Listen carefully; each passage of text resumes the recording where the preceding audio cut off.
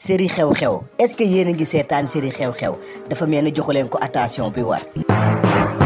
xew-xew nag benn série la bu Even produire actuellement mi ngi toll ci épisode 21 mu nekk benn série bu neex bu am sens mais dafa mel ni sénégalais actuellement Babel ak Cœur brisé moo yóbbu seen xel yëpp waaye dama leen di ñaan ngeen daw gaa dem seetaani xew-xew dafa nekk benn série bi nga xam ne nii Even da ciy wax ay problème yuy sénégalais dund maanaam suñu biir kër ci mbedd mi ci société yi ak li nga xam ne moo am ci xew yeeg ci programme yi mu nekk benn série bu am solo lool man de bi ma commencé taan ba tey chaque épisode wala chaque séquence dama ci jàngat benn leçon bu bees ma leen di ñaan bu fekkee seetaanagu leen ko ngeen daw parce que série xew-xew du ngeen mës a tardé parce que dañuy jël 4 épisodes wala 3 épisodes di ci raconté lu ci mel ni benn ngénte wala benn mariage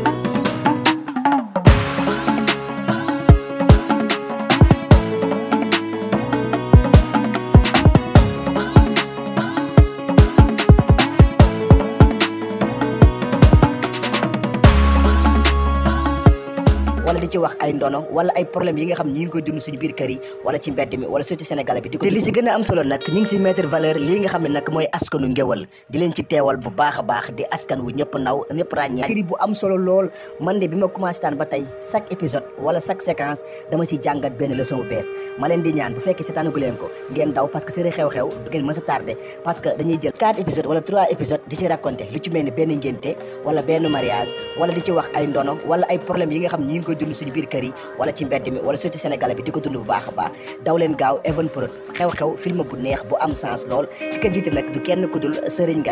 Ngagne nag yéen ñëpp xam nga ne bu nekk benn artiste bu complet macha Allah dëkk Thiès te actuellement série boobu mi ngi permettre waa Thiès yu bëri ñi ngi génnaat ci kanamu écran bi daw leen gaaw xew-xew ak Even kon nag fii la ñuy yem ak yéen ñu leen di wax ni bu leen fàtte abonné te bës cloche de notification bi te ngeen wax ñu ci commentaire yi yéen artistes ak yéen star ngeen bëgg ñu indil leen seeni jaar kon nag fi la ñuy yem ak yéen ba beneen yoon ak Authentique Pro vidéo bi